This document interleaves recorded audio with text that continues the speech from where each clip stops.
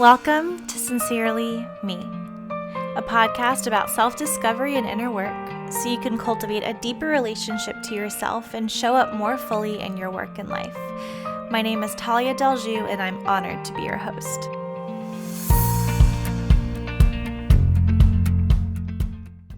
Hi, everyone. Welcome back to the podcast. Today's episode is full of so many goodies. I had the honor of interviewing and speaking with Ava Johanna, who is a beautiful, beautiful fellow podcast host of the Alchemized Life podcast. We actually did a little podcast swap, so you can get my interview on her podcast over in the show notes that went live on Wednesday.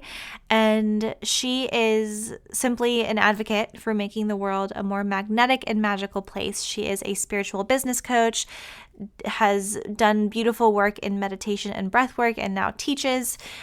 So check her out if you haven't already.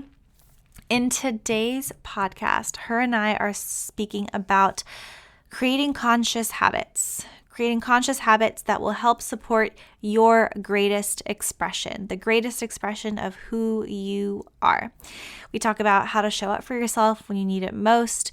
We talk about using tools and habits and rituals to support your growth, how to manage information overload, how to design your life intentionally by finding what works for you and trusting your intuition. And before we get to the episode, I have a really exciting announcement, and that announcement is that we have officially reached 20,000 podcast downloads. The podcast began about a year ago, so it's also kind of our 1-year anniversary. And in the spirit of that celebration, as a thank you to all of you, I will be giving away 2 spots to the Inner Work Book Club. If you're not familiar with the book club, that's opening its doors soon. Head over to my Instagram, check out some of my latest posts, but we're giving away 2 spots to the book club. All you have to do to enter is rate the podcast and leave us a written review. Shoot me a screenshot of your review so I can reach out to you and know how to contact you via Instagram if you are one of the lucky winners. And that's it. The giveaway will be open for a week, and we'll announce the winner next Wednesday on next week's episode.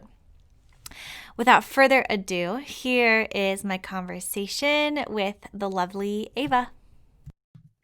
Hi, Ava. Welcome to the podcast. I'm so happy to have you. Thank you so much for having me. I cannot wait to jump into this conversation with you today. I feel truly humbled and honored to be in conversation with you. Thank you so much. I've been doing my deep dive of research, checking out your work, and had a long list of topics and ideas for where we could take the conversation. But you and I connected beforehand and landed on this idea of having a conversation around showing up for yourself, what that means, what that looks like, and most importantly, how to do it, how to show up for yourself when you need it most. So can we start with just exploring what it means to show up for yourself and what that's looked like for you in your own life? Yeah, absolutely. I mean, I think that this year, that is something that is really, really important, not only for myself, but for everyone that's listening, is just this idea of showing up for yourself. And I think a lot of us, when we first jump into the personal development space, we look at self-love and self-care. But when I look at showing up for yourself, yes, it includes that, but it also includes just the daily actions and practices that we put in place to really create a life of our wildest dreams, where we're in our greatest expression. And so for me, it took a while for me to understand and to actually put into action showing up for myself. For so much of my teenage years and my early 20s, I was kind of on autopilot and definitely took the backseat in my life. I was a hustler for sure, but I accepted a lot of the societal norms that we have around success and relationships and career. I was one of those people that always thought, oh, well, you're not really supposed to like your job. You just do it for the money. And then you go to happy hour and then you wait for the weekend. And that's where you have your fun. And when I hit my rock bottom in my career, I started searching and getting really curious as to how to make my life better and not be so miserable and have such terrible health, both mentally and physically. And that really set me on this journey of wellness and personal development. And, I think a lot of us go on this journey. We read the books, we listen to the podcasts, we go to the events, but we take the information, and often it takes a while for us to really, really integrate it into our lives.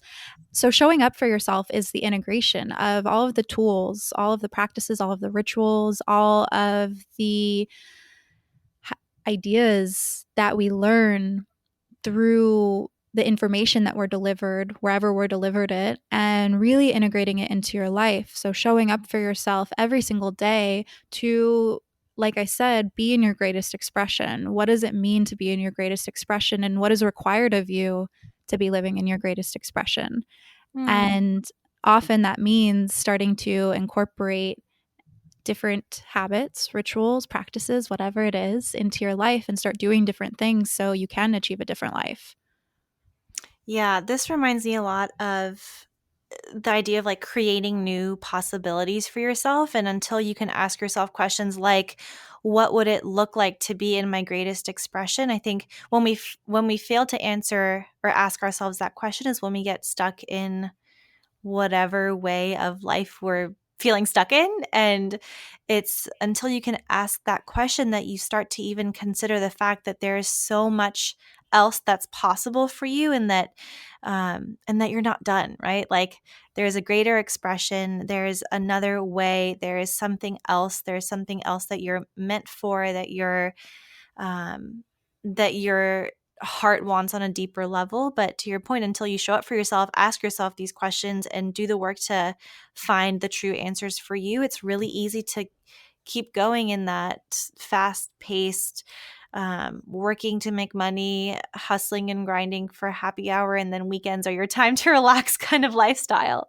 Yeah, absolutely. And I think it's also good to share that if you're at the very beginning of your journey and you're listening to this and you're like, I don't know what my greatest expression is, taking a moment to just ask yourself, well, what are the feelings? What are the emotions that you really wish to embody or that you see, at age 30 or age 40 or age 50 when you think of like your future self?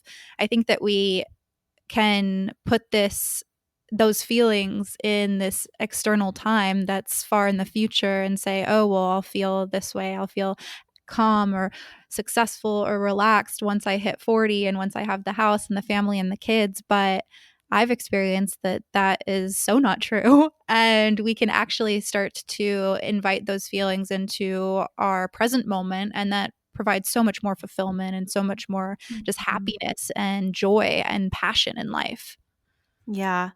And something you mentioned briefly was that showing up for yourself, in many ways, it manifests in the form of habits and rituals and routine. So, can we talk a little bit about that piece and how really what that says to me is that showing up for yourself is indeed a practice? It requires consistency. It requires almost like a new way of programming and conditioning your brain because we're so conditioned and programmed to show up for everyone else besides ourselves, and that showing up for yourself is selfish or means something negative about you.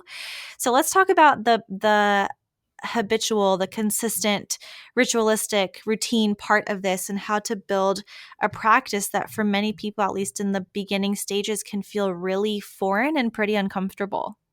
Yeah, absolutely. So, habits and rituals and routines are so fundamental. And like I said earlier, a lot of us will listen to the podcast or read the book and we're like, okay, cool, I'll do this once. Like, I'll meditate once or I'll do a vision board once and think that that's going to be what allows us to manifest whatever it is that we're calling in. But really, it is the daily practices, the daily and consistent showing up for yourself that creates the life that we want. And I am so guilty of that, of just doing the meditation once or going to the one event, but not actually incorporating what I learn into my daily life.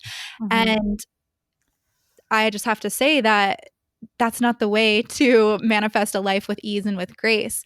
And even though it feels like a chore to show up for yourself daily, whether it's meditation or going for a walk or showing up for yourself through journaling, it creates so much more ease and so much more grace throughout the rest of our day that once we start consistently doing it, it doesn't feel like a chore, but it's actually something that we crave. And so I know Mhm. that when I first started meditating, it felt like a chore. But when I started meditating every single day, it became something that I crave. And now I can't live without it. I feel like a crazy person if I don't meditate every day. And so I think the first thing is to just really start where you're at and use the tools that you have and just do what you can. Show up for yourself every single day, even if that means that you're just closing your eyes and taking 3 slow, deep breaths in and out. If you want to start a meditation practice, that's perfect. Start where you are, Mhm. where you're at, and just slowly add on to that as you get more comfortable meditating or closing your eyes or being in stillness. If you want to start journaling every day, maybe the beginning of your journaling practice just looks like you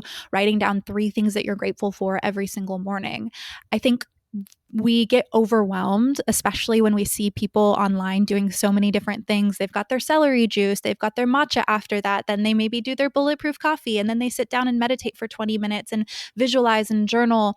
And so we just, especially at the beginning of our journeys, have this like information overload of, oh my God, I need to be doing all of those things. And then we try it for 1 or 2 days and it just becomes this really overwhelming task. And so it's all about starting really slowly and incorporating things as you go and noticing what feels good to you or what Mhm. feels like a chore or feels really uncomfortable, and not uncomfortable as in, okay, I'm sitting in stillness with myself and this is the first time that I've meditated and there's discomfort coming up, but uncomfortable as in this isn't right for me.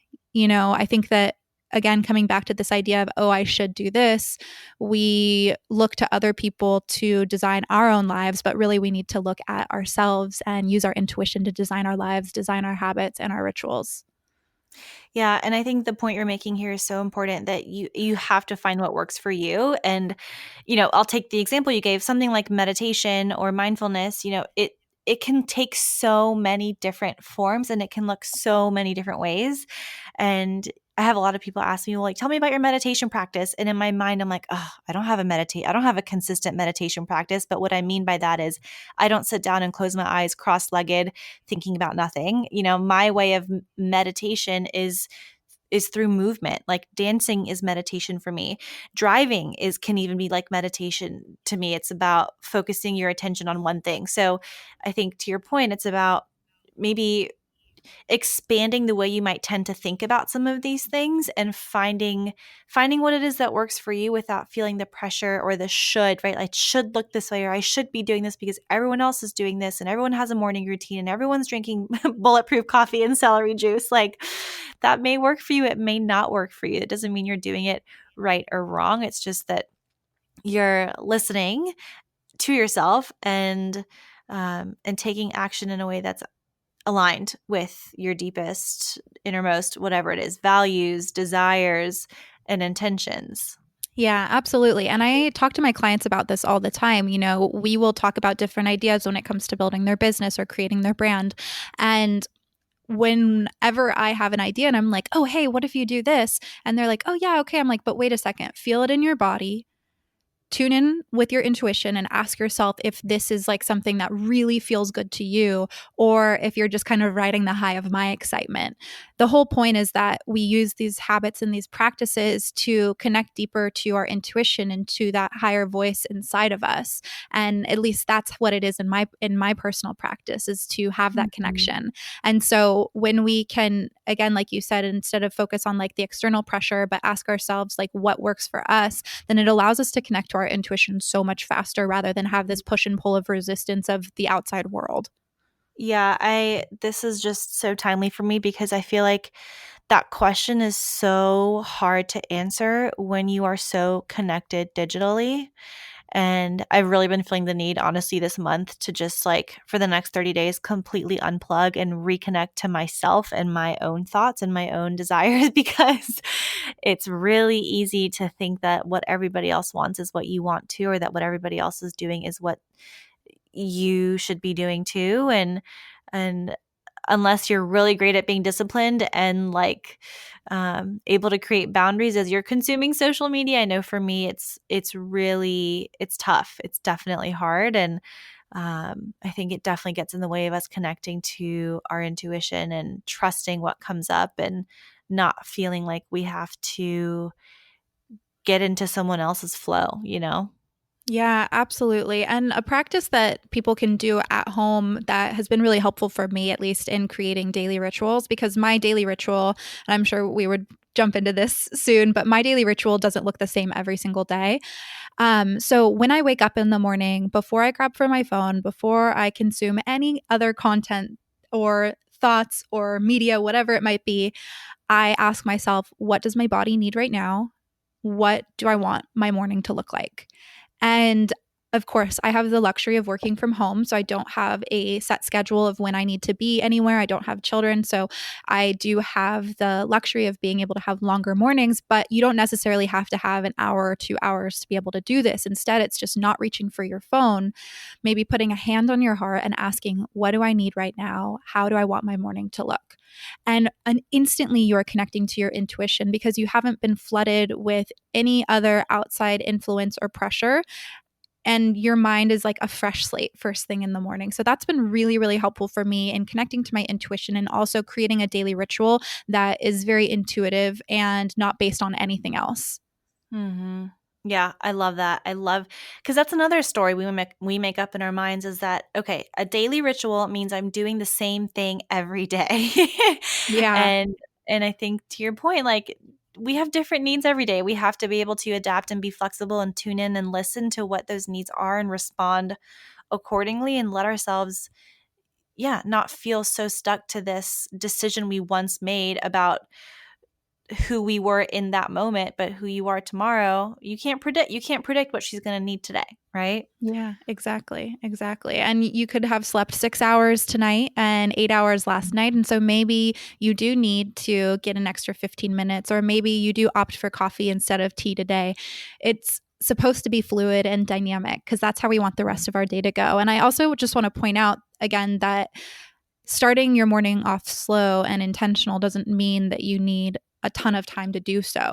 It just means that Right. you need more time connected to yourself, connected to Mhm. the environment around you versus connecting to your inbox or connecting to social media. So you could literally have only 20 minutes before you have to get out the door, but still take that slow approach and intentional approach by not directly picking up your phone or turning on the Yeah. TV, and instead just again checking in with yourself. What do I need? What do I want my Mhm. morning to look like? Yeah.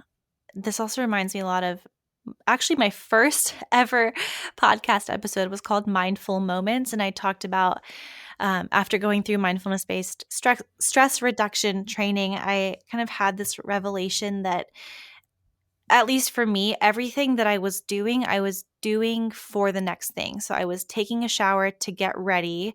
I was getting ready to leave the house. I was leaving the house to get to a meeting. I was getting to a meeting to get back to the house. Like, everything was connected to the next thing, which created this sense of urgency, which completely kept me living in the future.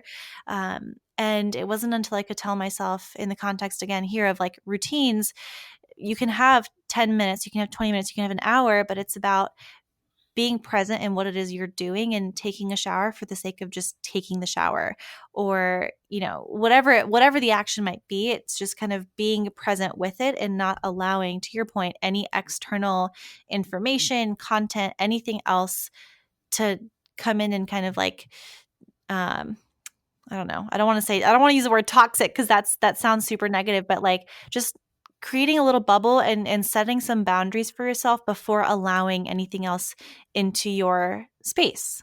Yeah, absolutely. And in doing so, you become way less reactive because you've already carved out time for yourself. And Right. like I mentioned, you are way more connected to your intuition. So you likely move throughout your day with a lot more ease and a lot more connection to that feeling inside of you that is always guiding you and always there, but often masked because we are so distracted. And for me, it's just this richness that is added too, where I'm almost in awe constantly. I'm in awe of the fireplace that is going right now because the flames look really cool. I'm in awe of the plants around me because they are breathing life into the room. This awe inspired life is such a beautiful way to approach every single moment, because when we're in that attitude, we're in an energy of abundance, and an energy of abundance allows us to manifest things so much faster. It allows us to be in that grateful state so much more. And, when we're in that vibration, we become a magnet. Mm-hmm. Okay, so can we talk a little bit about, I feel like it's easy for us to sit here and talk about the routines and the habits and why they're important, but I don't feel like people talk enough about um, how hard it is to actually create a habit and get into a new program. Um, it requires a lot of things, consistency being one of them. But let's talk a little bit more about that, because I think it's important to kind of set the expectation for folks when we don't talk about it and assume that creating new habits are going to be easy and then get met with the resistance. We give up more quickly, versus if we were primed with the fact that change is hard. Even if it's positive change is perceived as stress in our brains and in our bodies. So can we talk a bit about that? And maybe you have a different opinion, that maybe change doesn't have to be hard, but from my experience, there's always a bit of a bump you kind of have to overcome, because if you don't have a ritual or a routine or a habit, well, let me rewind. All of us have rituals, routines, and habits. It's whether or not they're conscious, right? Yeah. um, so So it's about becoming conscious of whatever the routine is, because we all have one, even if it's not one that we're intentionally choosing. So let's talk about why it's hard, and maybe set some expectations around that, because I think, again, we're all programmed for something, and when we're trying to create a new program, a new way of being, it's going to be met with some resistance, realistically. Yeah, absolutely. So definitely have a similar opinion to you, but want to offer a different perspective on just our language. So when we use the word hard, we immediately have the connotation that it's difficult and that it doesn't feel good and that it's going to be a struggle for us. And so I actually look at things as opportunities for growth. And so instead of looking at incorporating new habits into my life as hard, I say that this is an opportunity of growth for me, because truly that's what it is. And I look at any change, any integrations of new habits or routines as opportunities for growth, even if it's really, really difficult, really uncomfortable, or even if it's trauma. I look at it all as opportunities for growth, because on the other end of whatever I'm going through or whatever I am incorporating into my life, I know that I'm going to grow so deeply from it. And so I set that intention with everything. And I think our intentions are so powerful. What is your why for deciding to meditate every day? What is your why for eating healthier? What is your why for saving money? If we have a strong why, that is fuel to our fire. And I think that that allows us to move through resistance a lot more easily than if we don't have a strong why. Or again, if we just are going back to, oh, I should be doing this because someone else is doing it. That's not a strong enough why. And so I would suggest for everyone listening to get really clear on why you want to change your life. What does it mean to you to be in that next level version of yourself that is already doing all of these habits and these rituals that you want to incorporate? What does she look like? How does she feel? How do other people respond to her? And really connect to that version of yourself. And for me, it's putting that version of myself on every single morning. So any resistance that I'm met with throughout the day, I just simply ask myself, how would she respond? Would she be like, okay, I don't need to go to that yoga class, or I don't really need to only limit myself to one cookie? Because let's be real, I'm never going to limit myself to 0 cookies. And asking that question, how would she react? How would she respond? Would she show up and decide to skip the class? Would she decide to not send that email or reach out to that person? And when I ask that question, I immediately know what direction or what action to take. And so then it's up to us to have integrity around our why and around showing up. And so if you want a different life, you have to do different things. And that means that it will be uncomfortable. That means that there will be the opportunities for growth, or it might not be as easy as doing something that we already know. And that means that there will be resistance too. But resistance is simply our fear trying to keep us small, trying to tell us that we're not enough or that we're not supported. And every single time that you meet resistance and move through it anyways, of course, honoring the fear, showing it compassion, but doing it anyways, the more confident that you feel, the more integrity you have behind your intentions, behind yourself, the more empowered you feel, and the less that fear exists. And so, yes, it can be difficult. Yes, it is an opportunity for growth. But the more that you show up for yourself, the easier it gets. And just like I said with my meditation practice, yeah, it was uncomfortable at first. I didn't like sitting still. I told myself, maybe I'm not the type of person to meditate, which was total BS. And once I got to that certain point of really craving my meditation, again, like I said, now it's something that is a no brainer for me every single day. Mm-hmm. Yeah, you have to give yourself no other option but to do the thing you say you want to do. And I love that. I love the idea. I talk a lot about this in my Inner Work Circle program, is like becoming your future self today. What would she think? What would she feel? What would she do? And kind of closing the gap between where you are now and where you want to be, and recognizing in some way, like, the person you want to become has already become, she's already out there. She's already become, she's already done the things. She's already thought the thoughts. It's just kind of attuning yourself to that version of you and letting her lead. Yeah, exactly. And, I think that for me, one of the biggest things that I've really just like zeroed in on is that there are so many confident, successful people out there. There are so many people out there that feel fear but move through it anyways. There are so many people that have overcome fear around money, fear around relationships and intimacy, fear around being seen, and they've overcome it. And so, why can't I? What makes me so special that I can't get through any of the obstacles or, again, opportunities for growth in my life to become that version and embody that version that is fearless, or at least moves through fear, is successful, and has everything that I desire? Yeah. So I would love to ask you this question and kind of circle back to something you mentioned in the beginning. Um, what does it mean or look like for you to be in your greatest expression? Yes. So, my greatest expression is a woman that leads through service and leads from her heart. So, without expectation that anything that I share, any podcast that I do, any email that I send is going to result in some movement in my bottom line, but instead just in the expectation of supporting and serving other people. My greatest expression is empowered and confident. She's feminine. She uses her intuition to move through opportunities, creative ideas, and any different, things that come up. And my greatest expression is a woman that uses her voice to empower other women around her to be able to live the life of their greatest dreams. And so I think when we look at our greatest expression, it can be things very definitive. Like, my greatest expression is to be a podcast host, or my greatest expression is to speak at Create and Cultivate. That could be something very definitive, but it can also be, like I mentioned, my greatest expression is feminine and intuitive and empowered and confident, and does that for other women as well. And so, like I kind of mentioned earlier in the episode, it can be feelings based, but it can also be more definitive and material Mhm. based. Yeah. Okay, I have two follow-up questions to that. I loved that. What currently is the greatest block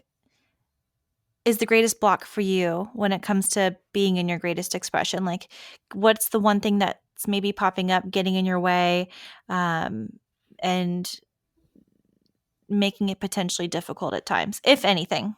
Oh, no, there's always something, I think, that we always have room to grow in. For me, it is not needing external validation as much. And it's actually interesting that you asked me that question, as last weekend I hosted a VIP immersion in Santa Barbara, and there were 3 workshops throughout the weekend. And immediately after every workshop, I kind of sat back and was like, oh, I hope that they found value in that. I hope that I did a good job, and started having all of these thoughts. And so, one, what I realized is that the external validation is because I want to be in service of other people, and I really, really care about these people and want them to succeed and find value in what I'm sharing. But then on the other hand, I also want to be so rooted in my value and know that what I'm sharing is badass and really, really valuable without having to have someone telling me that it is. Does that make sense? Totally. Yeah. So, I mean, yeah, completely. I think many of us would agree that what gets in our way is the need for external validation and, approval or whatever, however else you want to call it. I think many listening can relate, as can I. Well, and as an entrepreneur, I think we work for ourselves, by ourselves, with ourselves. We don't get feedback much. So I think when we're finally out serving, with women, that feels like our one opportunity to really get that, is this working? How did it sit? How did this feel? Did Mm-hmm. they like it? So totally normal to feel that way. And 90% of the work is done in that you recognize, this is getting in the way of me being in my fullest expression, greatest expression, and that awareness and being able to just observe and say, just 1 week out, like, here's something I noticed about myself. That's incredible to be able to do for yourself. And that is showing up for yourself. So I commend you for that. Yeah, absolutely. Thank you. And I can just share for those that are listening and for you as well, what I am doing to work through that is to really sit in the energy of whatever it is that I'm bringing to the table, and coming back to that recognition that it is because I care so much. And so Mhm. for me in my meditation, it's closing my eyes and focusing on how everything that I shared over the weekend was really based off of my own experience and how well it worked for me, and sharing from that place of just wanting to give and really getting excited that I am a walking testimonial for everything that I share. And it does work when you work it. And it is because I am so connected to my heart and so connected to the message that I'm sharing. So, that's very specific to someone that might be an entrepreneur. But if you are, seeking external validation in something else, you can come back to that space of it is because I care, Mhm. and caring is something that's actually really cool, and it is because I'm just really excited by what it is that I'm sharing. And Yeah. that's okay. It's good to be excited. It's good to be connected to that space, because so many people are not excited and not connected to that Yeah. space. Yeah, no, that mental reframe is so important, because I think if you were not aware enough to switch into that headspace, I think you would just end up getting stuck in a lot of self-judgment, right? And it would just perpetuate that need for external validation. So catching yourself in it, kind of bringing a new narrative into it and saying, okay, well, this is actually what's true instead. I really deeply care about my work. It's important to me that people find value. And yeah, that reframe, I think, is where so much work can be done with folks. So I love that. And the second part to that question is, what is currently inspiring you to be in your greatest expression? Mm. I would have to say watching the world shift around me and the response that I am seeing to me being in my greatest expression. So maybe not the external validation part, but more so the putting on that next level version of myself who is in her greatest expression every single day, and watching just the world respond to that, whether it means more opportunities coming my way or just feeling really, really good and happy every single day. It is so miraculous what happens when we show up for ourselves and when we're really consistent with the practice. And sometimes that means that it takes a couple weeks to see any type of shift or changes, but that's okay. I promise you that it is so worth it to create a consistent habit or ritual for yourself where you are showing up every single day, because the world does respond. And it's wild to see how many messages I've received on Instagram or through email from women that have been along this journey with me from when I wasn't showing up daily for myself and for my community to now when I am. It's like a completely night and day type of situation. And I just feel really grateful for that. That's amazing. I love answering, or I do love answering that question too, but I love asking that question. And I've had, a dear friend of mine consistently come to me with that question of what's inspiring you lately. And I think we don't tend to give ourselves time and space to get inspired often enough. So I encourage anyone listening to find something that's going to make you feel inspired, because it's only from that state of feeling inspired that you're really going to be able to take inspired action in the direction that you choose for yourself. And so, thank you for letting me ask you that. Yeah, absolutely. So, I would love to close with my two favorite questions here on the podcast. The first one being, based on where you're at in life, the work you do, your life experiences, what has it come to mean for you to live a life of significance? So the reframe that I've had over the past year has really been around focusing on what I can give versus what I can get.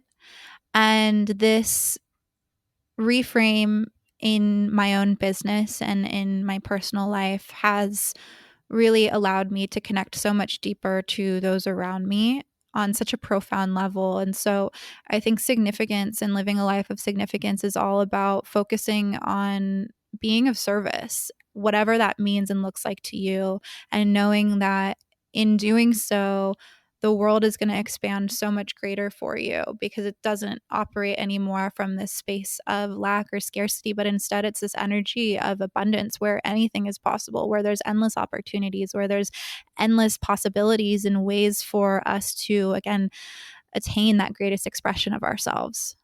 I love that so much. Thank you.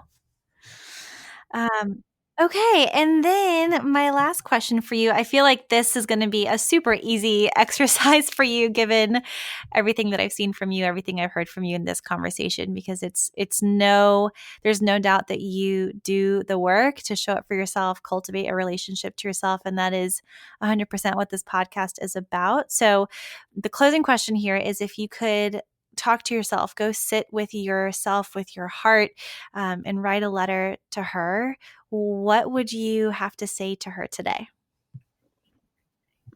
Okay. So the way that I like to frame these letters to self is as if something had already happened. So it's almost like a future journal entry. And I always recommend to my clients that I work with and anyone that I talk to do this because it gets us in the energy of already having achieved the thing. And so for me, it would be, Dear Ava, you did it. It feels so good to be in a state of achievement, but also of service, and know that all of your work is inspiring so many people around you. And in turn, they are inspiring so many people in their community. And the collective consciousness is truly rising because of what you share and the way you put yourself out there. Keep doing it, keep dreaming, keep creating, keep inspiring people, and know that when you do, the world expands. That was beautiful. That was so Thank beautiful. you. Thank you so much for sharing and for taking us through some of these questions today. I know for many folks listening, the topic of, again, habits and rituals and taking consistent action, these are all things that we think about a lot and are super top of mind. So any and all perspectives we can get on the topic, and inspired thoughts we can gain to move us into a different feeling state and different state of action, I think we always welcome it here on the podcast. So please let us know, if you will, how folks can connect with you, what you've got going on in your business, and how we can support you, Ava. Absolutely. Well, thank you so much for having me on to be able to talk about these things that I get so lit up by. You know, consistent practices are so fun and they work when you work it. So I hope that everyone was able to find at least one thing from this episode that they can incorporate into their daily lives. If you want more from me, you can follow me on Instagram at Ava Johanna. My website is avajohanna.com and my podcast is The Alchemized Life. I have a group coaching program coming up in March that is really focused on career transformation. It's 10 weeks long. So if anyone is interested in that, you can reach out to me on Instagram or through my website to get more information. Awesome. Well, I will have all of that linked in the show notes. Thank you so much, Ava. I appreciate your time, your energy, and your insights, and cannot wait to see how you continue to bring your beautiful light and work into the world. Oh, thank you so much, Tallia. It was so great to talk to you. Alrighty, everyone. That was my conversation with Ava. I hope you enjoyed. Be sure to check out her work and all the great things she is putting out into the world on social. All of the goodies are linked in the show notes for you as always, as are the guidelines to enter the giveaway. So take a look at the show notes, follow the very simple steps outlined below to enter the giveaway for 2 spots to the Inner Work Book Club as a thank you and as a celebration for reaching our 1-year mark as a family, as a community here on the podcast. And as we officially reached 20,000 downloads, I could not be here if it were not for all of you listeners, for all of the guests we've had, for all of the folks who've had me on their podcast as a guest.